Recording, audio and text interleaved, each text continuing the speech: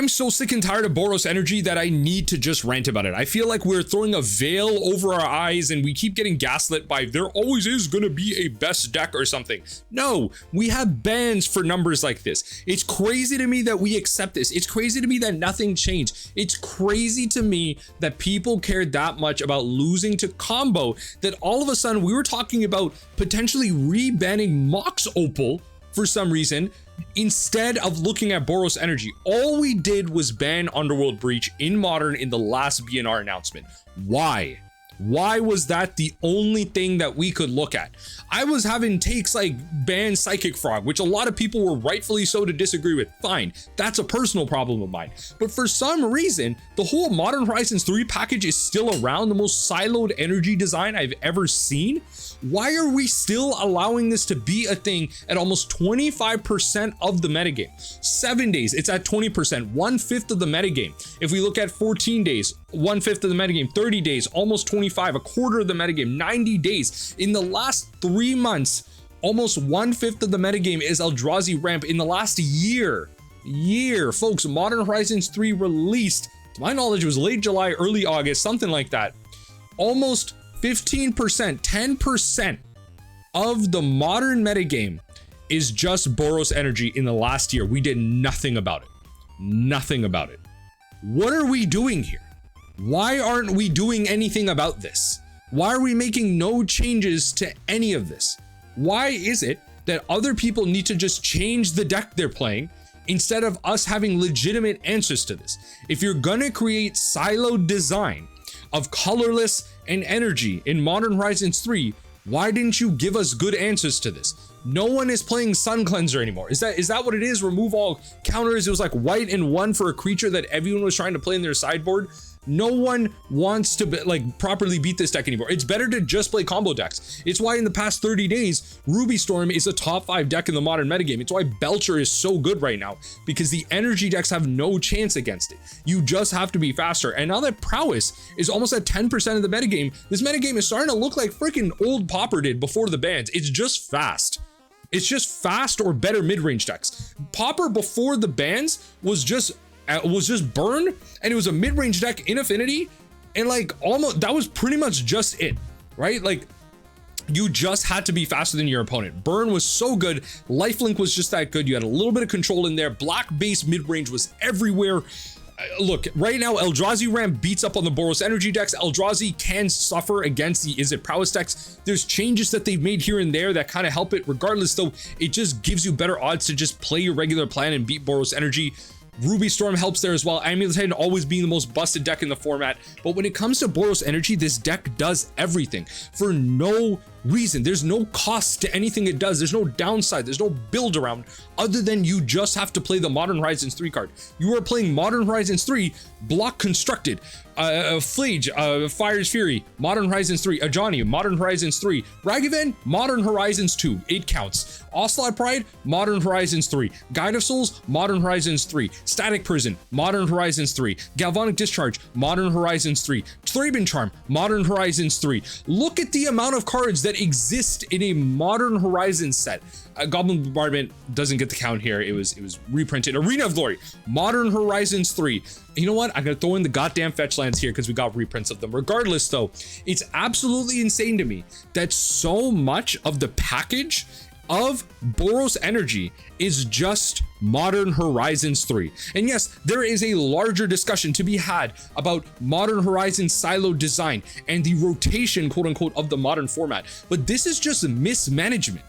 There is no address to this. I feel like there's no community uproar. I keep seeing on Twitter people 5-0ing with energy. That's loser behavior. Get out of there. Do not flex your Modern Energy 5-0. That's dumb. That's yo, you suck. Okay, don't be taking the best deck that's 25% of the metagame that honestly you probably just need to learn the mirror, and everything else you can just wing it, because half the time my opponents go Guide of Souls into Ocelot Pride and I'm sitting there like, what do I even do? Or they start off on Ragavan, then play Guide into Ocelot Pride, and then I'm like, I've lost this game. Then you destroy those and then they play Flage, play it again anyway. With all the things that you've removed, they have that threat back. Now they've been playing Voice of Victory, somewhere between 1 and 3 copies of it, and then you have some type of mid-range piece, right? Like you have 4 copies of Fabled, or you have some mixture of Seasoned Pyromancer to help you draw out cards. This game has, this deck has early game, it has mid game, and it has very good late game because of the engines it's able to make. Don't even get me started on the old days when we had the One Ring in the modern format and the Mardu decks were playing Orcish Bowmasters. You could do some real silly things with Ocelot Pride, because Ocelot Pride in the Mardu decks, you could sometimes in the slower games, you could play like Ob Nixilis the Adversary, and you can make a copy of that. And then if you have where is it? Ocelot Pride, it's called the, what's the damn status? Ascend. If you have Ascend on, if you have 10 permanents, then you have the City's Blessing, and then you can make copies of Ob Nixilis the Adversary. That was obviously a niche situation. I'm just talking about how busted these Magic cards are. And don't get me wrong here, Ocelot Pride, in my opinion, is not the problem. It's the fact that Guide of Souls is why did we need to power creep Soul Sisters? Number one, why is this a 1/2? I feel like that is one of the bigger issues here. Why is this a 1/2? Why is this able to actively block itself? Why is it able to go in against the mirror and actively block itself, Ocelot Pride, and heck, even block Ajani, right? Yes, it's not going to block the cat token that's made with it. I need to come back to Ajani in just a second here. But why is it this deck works so well with each other? And yet in the same set, we printed no good, efficient answers to any of this. This deck can do everything because Modern Horizons 3 gave it that. Again, Galvanic Discharge, the Bolt variant, the Unholy Heat variant, or if you will, that they don't care about anymore, because now this is actually better than Unholy Heat, because Unholy Heat was the gold standard because it killed X3s. X3s is great because you get to at least kill Primetime. Now Eldrazi's everywhere. Galvanic Discharge being able to get up there in terms of the energy that it's able to hit, being able to hit like World Breakers at like 5/7s and like larger creatures is really relevant based on the number of energy that you're able to gain. It just removes a large swath of creatures being actually threatening. Although Eldrazi, again, is still, generally speaking, having a good matchup against energy. As far as I'm aware, I don't play Eldrazi. This is what I hear in terms of how I keep up with the modern metagame.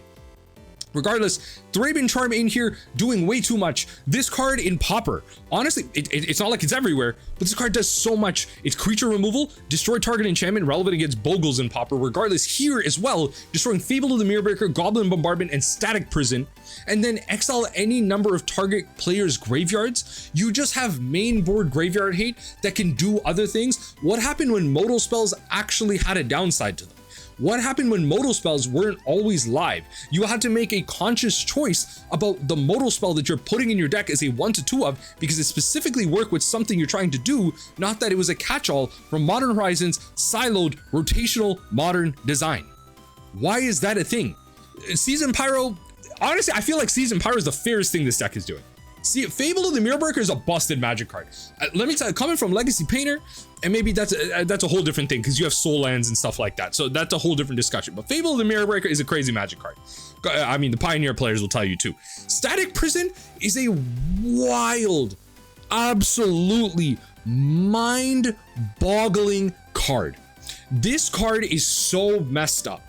This card, like, how, like, you know when decks are trying to 1-for-1 you, right? Like the control decks, the mid-range decks or whatever, you play out a threat. Like, let's say in the old days of Tron, you played out a Karn Liberated. Static Prison for 1 answers it, no downside. No downside. Static Prison for 1 answers it. It says when it enters, exile any target non-land permanent, you get 2 energy at the beginning of your pre-combat main, sacrifice it. You have the permanent exiled for at least 2 turns, 3 turns actually. So you played it, maybe you didn't get any value out of it, your opponent static prisons it, turn after that you don't have it, goes to your opponent's turn, they pay an energy. Turn after that you don't have it, goes to your opponent's turn, you pay an energy. Goes back to your turn, you still don't have it for 3 turns, by the way. Then it goes to your opponent's 3rd turn, and then you get the card back. You're not able to use it. They might just attack. If it's a planeswalker, they'll attack into it. If it's a creature, it's not relevant anymore because you haven't had the card you care about in that matchup or something that provides you some type of velocity for 3 turns. You telling me the energy player hasn't figured out how to win the game by like 2 of those? You're lost. Static Prison is so crazy. Alongside Guide of Souls energy generation, alongside Galvanic Discharge energy duration. Remember folks, Galvanic Discharge, you can just pay 1 red to make 3 energy. You do not need to pay any more than 0 energy for this. Why is that relevant? Because look, choose target creature or planeswalker, you get 3 energy. Galvanic Discharge deals damage that much damage to that much permanent, the 3 energy. Then you may pay any amount of energy to deal that much damage. You can just pay 1 red, create 3 energy, and then that's enough for the Guide of Souls, exactly 3, to be able to pay into it and give a creature 2/1/1 counters and a flying counter onto an attacking creature. Why? Why is that a thing? Why is that a thing that's allowed? Not only are you growing the Static Prison, you probably, you probably have the Guide of Souls enter, another creature enter, you got 1 energy, you can give 1 extra energy to the Static Prison to keep going, keep the other 2 to put onto a Guide of Souls, and it's just still going. Why does this package work so well like no other package? Why is it that we're getting specific cards helping specific sets only in Modern? Or why is it even worse actually? Why is it that Modern Horizons is actually creating net new archetypes instead of evolving current ones? We're not evolving any archetypes with the Boros Energy. We evolved blue-black mid-range. We evolved Eldrazi. We evolved Affinity. And to be fair, part of that is like Mox Opal coming back. We've evolved so many decks, but the net new ones are always the problem. Why is it the net new decks are always the ones getting banned? Why? Why is it? And you know what? Completely fair. The last thing that was banned was the combo deck. It was the Underworld Breach deck. That was a problematic card though. That was a problematic card banned in other formats. It was only a matter of time before it left in Modern. And you know what? I haven't even gotten to the best part. The card I hate the most. The card that fundamentally pisses me off is, and it's not even Flinch. It's not even Flinch, by the way. Let me just get that out. It's not even Flinch. I feel like this is one of the fairer things this deck is doing. I'm not even gonna lie. You know, a lot of people thought this was bad. I still think this card is worse than Uro. I still think it's worse than Uro. I think Uro drawing you a card, ramping you, and gaining you 3 life is better. Lightning Helix, it's good. I think Uro still beats it out. My personal opinion, by the way. Let me know what you think in the comment section down below. Flage, Helix comes down, fine. You know what makes it broken? Arena of Glory. What is this magic card? Arena of Glory is another insane magic card. If you play Flage for Arena of Glory, it's probably one of the most busted cards in this deck. If you play it without Arena of Glory, okay, it's a good card. It's a good card. It's powerful, I should say. It's a powerful card. It's not a busted card. With Arena of Glory, broken beyond all heck. Helix on play, Helix on attack, 6 attack. That's 12 damage plus 6 life gained. That's an almost 18-point life swing. That's an 18-point life swing. How do you beat that? How do you beat that? This deck does everything. Card that pisses me off the most. Ajani Anecdotal Pariah. Oh my god. Now I'll tell you what. If I need it, before I even go into this, let me just make it clear. This card pisses me off the most, but I don't think it's Ajani that needs to go. It's not Goblin Bombardment that needs to go. Bare minimum, it's Guide of Souls. Get rid of Guide of Souls. Guide of Souls is the problem to me. Guide of Souls is that problem to me because it makes the weenie starts terrible to deal with. Guide of Souls is the problem to me. Get rid of Guide of Souls. Your 1-drops are Ocelot, Pride, and Ragavan. That's much better. The problem with this deck is there are legitimate times when it goes Guide of Souls, Ocelot, Pride, Ragavan, all in the first 2 turns. It has too many 1-drops. Alongside Static Prison and Galvanic Discharge, it's too efficient at what it can do and what it wants to do.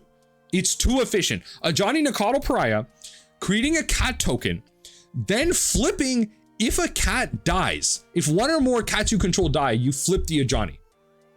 What?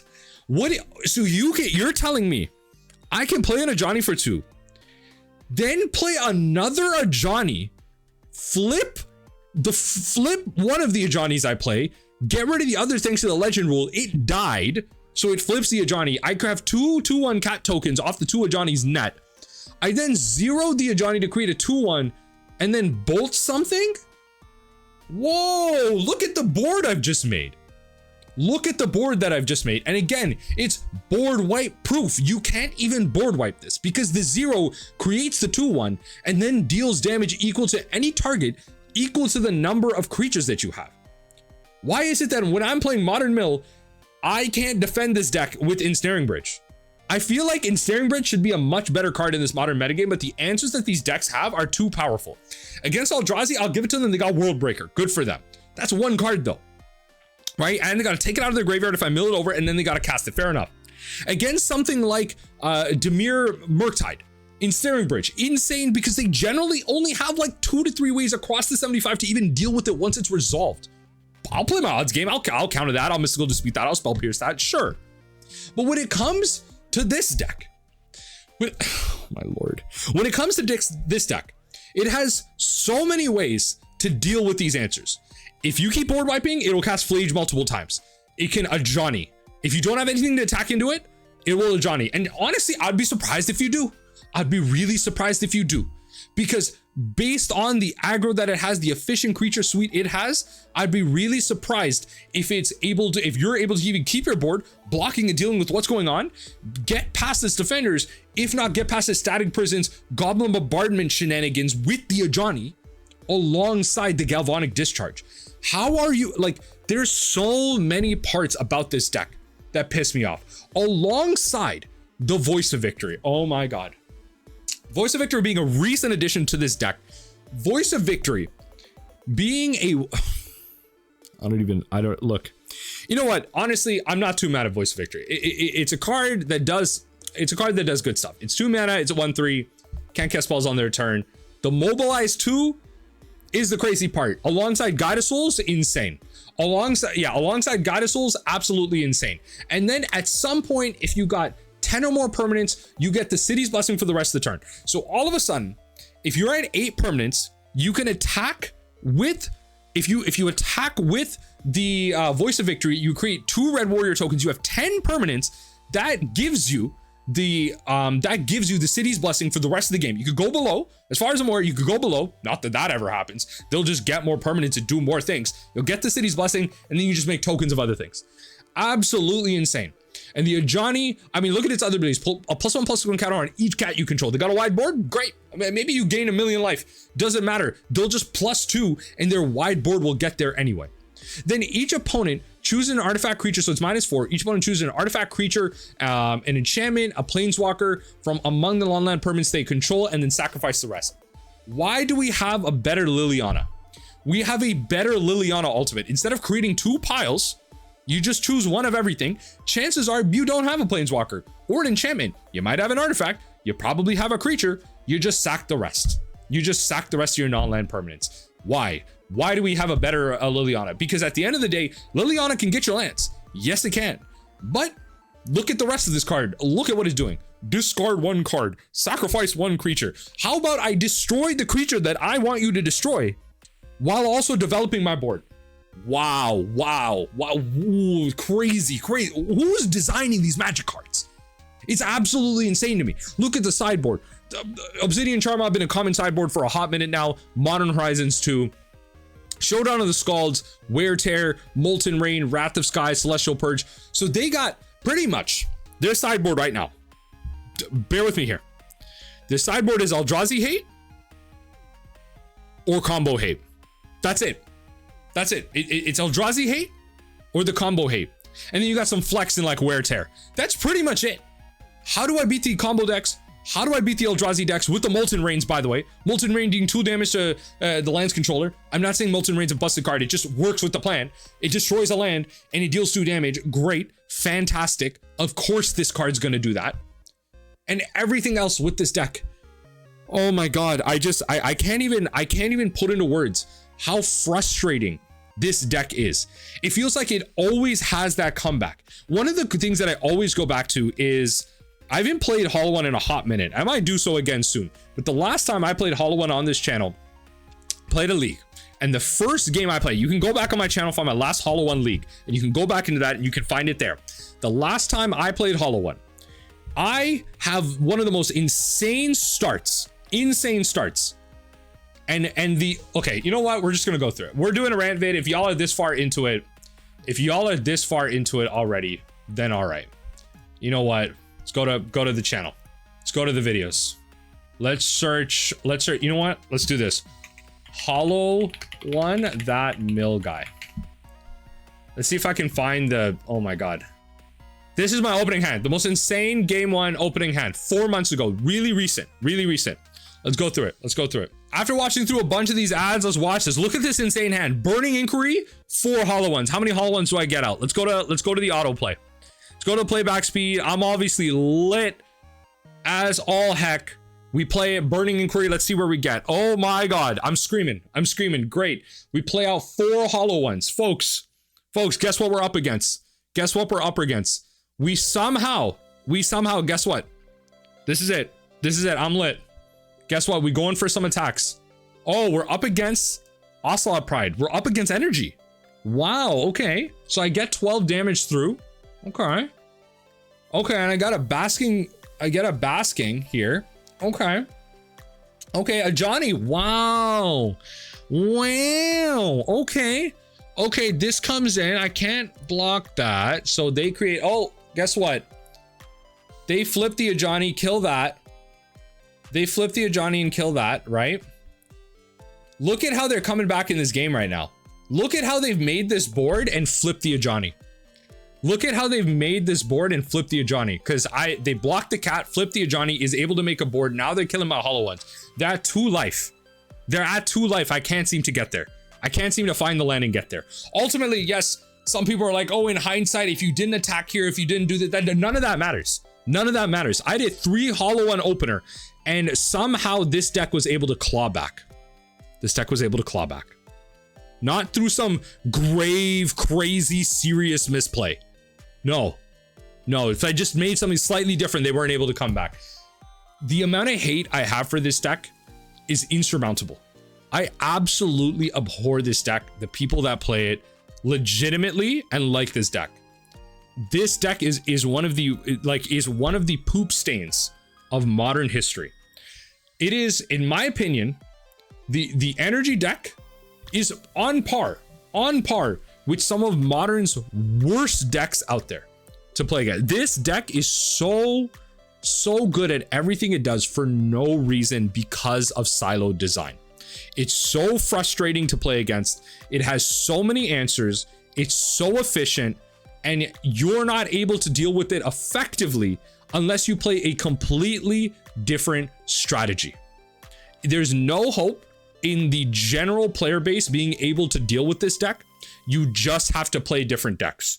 Whereas every other strategy in Modern, generally you can make some sideboard and gameplay decisions to be able to beat them. It's almost like Tron, where sometimes Tron will just go land 7, win the game, right? Go so far ahead that they're able to just win the game.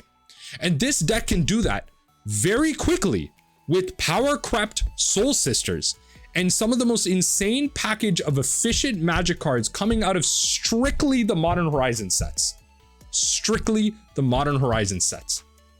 It's crazy to me that we have not done anything for this. If we don't see a ban of Modern Energy, Boros Energy, I probably will quit the Modern format because this deck is awful. It's awful to play against. It has awful play patterns. It's corny as hell. It requires 0 skill outside of the mirror. 0 skill. The plan is so clear, right? It doesn't matter if you 5-0 or not. 5-0ing is luck. Getting 4-1 is pure skill. Pure 3-2, 4-1, pure skill. When it comes to that last win, sometimes it's just matchup. You get lucky and you get there.